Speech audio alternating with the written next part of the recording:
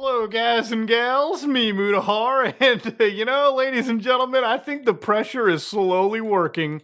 Discord made a bit of a response. For anybody that hasn't known, in the last couple days, Discord is now, as of next month, gonna be asking people, possibly, yo, give us your driver's license, pal. You know what I mean? We might need to verify if you're an adult. Now, you all know that I don't feel comfortable when any company asks me for my identification. To give you a quick idea, I always find this a funny story. I was banned off Instagram for impersonating myself, my original Instagram account. Now, Mark Zuckerberg and his company was like, hey, Muta, you want to give me an ID? And I was like, no, not really. So I didn't really give them my identification. My original account is banned. My current account still exists, which I basically just use to follow my wife, and that's about it. If that gets banned, oh boy, guess I won't be using Instagram. Anyways, though, a lot of the internet uses age verification laws. Now, you might be sitting there in the United States thinking, we're the land of the free, Muta. We don't need to worry about any of those crazy laws. No, you do. For instance, in the United States, all of these states that are highlighted black have laws regarding age verification. Now, it started when these these states, which I guess are kind of like countries, right? Like it's a country of 51 countries combined. But anyways, all semantics aside, these states passed a law where it started off by saying, hey, listen, we don't want kids getting access to adult videos, which is a really noble goal. I think it's a great idea. I don't think kids should be watching pornography. Hell, to be honest with you, I don't even think adults should really be watching pornography too, considering the harmful effects around it. But that's the thing about the world. It's a free situation. You are free to do what you want to do in your house, as am I, okay? As long as we're not hurting anybody or violating the law, I think it's all good. Live and let live is what I say. Now, in these states, basically you can watch pornography. Nobody says that you can't. You just need to provide an identification card that says you're over 18 to access some of these websites. Now, depending on who you are and who you aren't, this is kind of stupid because anybody with access to a VPN can easily VPN themselves from, say, Texas all the way to New Mexico or California or Nevada and just watch whatever they want. Hell, they could just go to a different country entirely. So yeah, unless politicians are out there wanting to ban VPNs as well, which, hey, maybe in some cases they are, this is kind of a stupid law, okay? But yes, a lot of the United States right now is kind of controlled. And if you don't live in those states, anything marked red on this map actually has a pending bill. So it's going to be where just a few states on the map over here, okay, just a few areas like these small states up here, like 1, 2, 3, 4, 5. I love the big mouse on Katie. 6, 7, 8, 9, 10, and the Gooners in Alaska. So 11 states total are really going to be the only free ones that are remaining, okay? Even the fools in Hawaii are going to be passing their ID to watch a little material online. Now, here's the thing. It started with pornography, but it immediately does go to things like social media networks, which is Discord in this case. Now, don't get me wrong, Discord has had a history of unfortunate situations where teenagers or children have been fucking groomed, and there's a lot of Discords that exist where adult material is being shared around on a day-to-day basis. But I think for a lot of that kind of stuff, moderation should be tightened, right? Like there should be moderation that specifically looks into places like that, not blanket ask people for their identification. And I think most people tend not to agree in this case. Even big organizations like the EFF have said that, there's no reason that they actually over-complied in this case. So a lot of people, what they've been doing is they've been going to their Discord Nitro subscriptions like so, and they've just basically been hitting that big cancel. So you're seeing it right over here. I'm just going to drop that cancel. I'm going to hit that. Before canceling, we're going to give you a discount.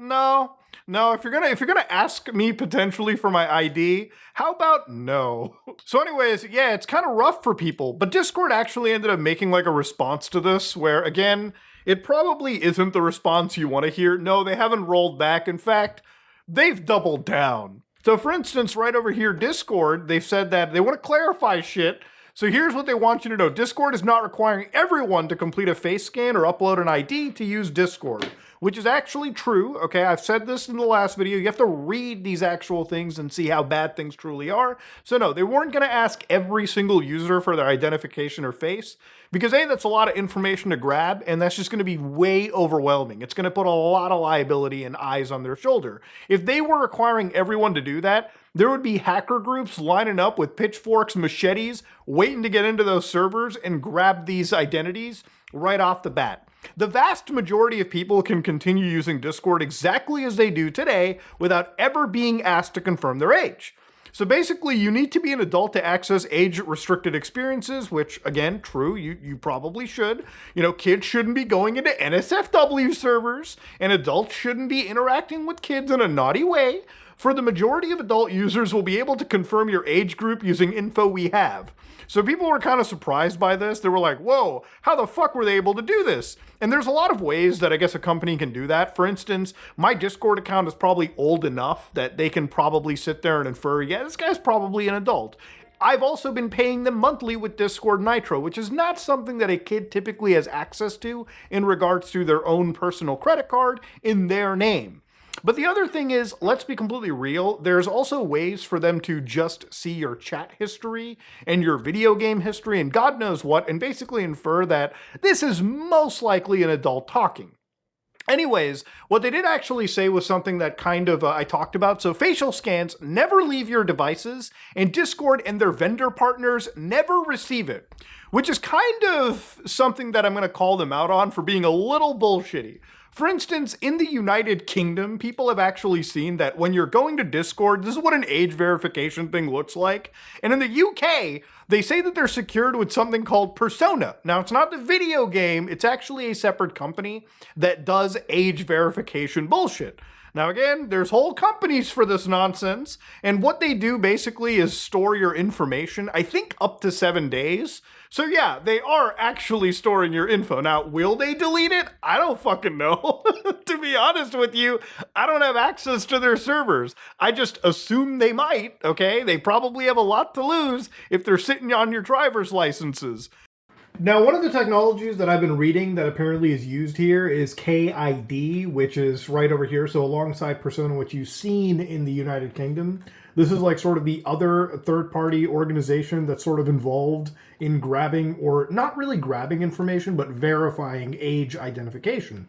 So for instance, there have even been people that have went out of their way to create age verifiers, and they've kind of written it up in a way too, where they say that the age verification actually doesn't store or send your face to the server. Instead, it actually captures a bunch of metadata about your face and general process details. Now, here's the thing. While it's good for your privacy, it's also bad for them, because we can just send legitimate looking metadata to their servers and they have no way to tell if it's not legitimate. So this is, again, the issue right here. Now, while this is actually currently patched, nothing stops hackers and crackers from finding other alternative methods to spoof the actual metadata to convince the actual partner here, KID, that, yeah, the person that, you're talking to is an adult, right? And that's simply what the cat and mouse battle for this. It's like anti-cheat versus like cheaters. At the end of the day, all of us normal people lose. And at the end of the day, this is going to be the constant push. Ultimately, it's this kind of hack that'll probably push companies like Discord to rely more on the people that are storing your information to appropriately verify, as opposed to people that are looking at these metadata type verified systems. But yeah, it's something that I don't necessarily believe. Now, when they say facial scans don't leave your device, it makes me wonder what the actual goal for this is. Are they going to make it so that, they're going to develop a new form of like verification where they run like a vision model or like a little machine learning AI model on your device that can like scan your face and then basically assure on the device itself if you're over 18 and then send like a little yes or no back to their server, which if they do that, it's actually not a bad idea. I think honestly, they're probably wanting it so that at some point, when it comes to things like Apple Wallet or like, whatever the Google equivalent is for Android, they want the actual smartphone to handle all of this shit on the device and then basically print out a little token that says yes or no that social media services, devices can use. If that's the extent that they're going for, genuinely interesting. You can kind of test this right now. If you have a smart enough device, you can run a local vision model and ask it to analyze a face. And when I did that, it said that, this guy looks like he's in his 20s and 30s. So reasonably accurate. At least it confirmed that I was over 18. And since that information stayed on my device alongside the photo, that is probably the smart way to do it.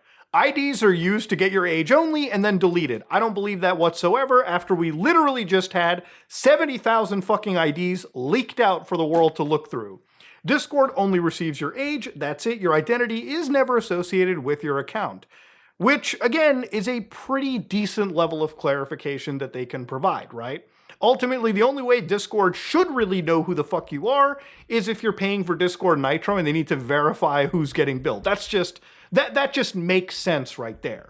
So will I need to age assure to continue using Discord? No, the vast majority of people can use Discord exactly as they are today without being asked to confirm their age. In a minority of cases, when additional confirmation is required, we offer multiple privacy-forward options through trusted partners. And again, you have to trust those partners, and you have to trust that at some point they remove your private information. And let's say that they do remove your private information, you have to hope there is no fucking data breach on that service, right? Like what happened to those 70,000 Australians with their IDs getting fucking yoinked out. So why do I need to go through age assurance? You must be a confirmed adult to access age-restricted content and experiences such as age-restricted servers and channels to modify certain safety settings. The majority of Discord users don't access age-restricted content and they'll never go through a facial age estimation flow. So here's where they do kind of point out that, like, for a lot of people, they probably don't experience anything NSFW to begin with. For me, I don't think that I'm on any NSFW server. I might be if it's like a gaming server and they have like an NSFW like a channel, but I never really open any of those things. Most of the time my Discord shit is just accessing like a 7-person Discord server that me and my closest friends have access to. If anything, it would just be that and like a Siege clan server. So I do tend to agree with Discord here when they say most people don't access this kind of stuff. And I guess if you never interact, then sure, never show me the ID flow right there. So how does Discord use the data? We only get your age from the process and an estimated age range. We use this information for safety purposes and deliver age-appropriate experiences on Discord. So we won't use this information to target you with advertisements. Yeah, I'm sure companies won't do that. Okay, whatever. I'm sure. I have to really believe in these companies. But anyways, if you choose facial age estimation, you'll be prompted to record a short video selfie of your face. The estimation technology runs entirely on your device. So exactly as I was kind of talking about earlier, in that sort of like jerry-rigged LLM way, this is something that they're going to be running on your system. That is actually something that I think I'm more okay with than opposed to sending the actual selfie to like another platform to begin with. If it all happens on device, that's not the worst thing I've seen. So how is the age group data safe on Discord? Age assurance experience are designed to respect user privacy. We're partnering with age assurance vendors who specialize in performing this in a privacy-forward way. Again, you have to really hope that none of this shit happens in a way where these people end up getting breached. Now, for anybody looking closely into things like Persona, for instance, Persona is an organization which raised $200 million, which in a round led by the Founders Fund, a venture capital group run by none other than people like Peter Thiel, who are tied extensively to companies like Palantir. So it makes me wonder, again, these companies are sort of starting up, and a lot of these organizations that are built for data surveillance and mass surveillance all of a sudden are also the same companies that are intertwined with the age verification shit. If they couldn't get your ID in one way, they're gonna get your ID in a fucking different way. The reason I dislike this system the most, too, is it's not meant to protect children. If you want to protect kids, be a fucking parent. Simple as that. Don't even let your kids access Discord. It's the one I don't understand. It's like, as a dad, okay, I wouldn't let my child go on Discord until they were like until they were old enough. You know, it's one of the things, like, as a kid, my mom and dad didn't let me have a fucking email account. Shit, I didn't even have a phone until like much, much later in my life, around the time when I was like a sophomore in high school. You know, me, the only social media that I really had access to when I was like a kid, a teenager, was I guess like Facebook, because every kid had like a Facebook, and at the time MySpace came out, I wasn't even like really in that trend. But really, the only social media I had at the time was like Xbox Live, which I would only really play with like a couple friends of mine. The reality of all of this is that if you're a parent, be there, monitor what your kid is doing. You're buying them these devices. You're giving them access to the internet. You should, in theory, also pay attention. I'm sorry, let me ask a question here. As a parent, do you buy alcohol and store it in your home and not watch it to see if it like if the levels aren't changing, especially if you have like teenagers or kids, right? It's not uncommon that kids try to break into things like your alcohol containers. You as a parent should keep that shit locked up. Do you own guns by any chance? Like, as somebody that like if you're going to own firearms, okay, and you have kids in your house, don't you take the extra degree to keep that shit away?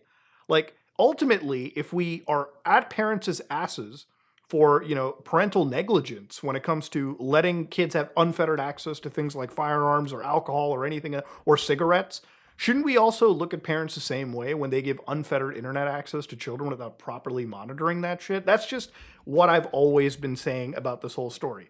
Now, at the end of this, the big issue that I have when it comes to Discord or really any service is when you start implementing age verification laws that, you thought were going to be a big thing in the United Kingdom, in some states in the US. Now it's jumping to a global thing. It doesn't matter if your country doesn't agree with this or not. Social media platforms are overextending themselves, and I don't think they're overextending themselves for no reason. I think there's definitely pressure from like the mass surveillance lobby to like get all these services to comply with these rules.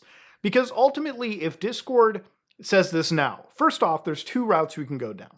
Who decides what is NSFW, right? Like, is it just pornography?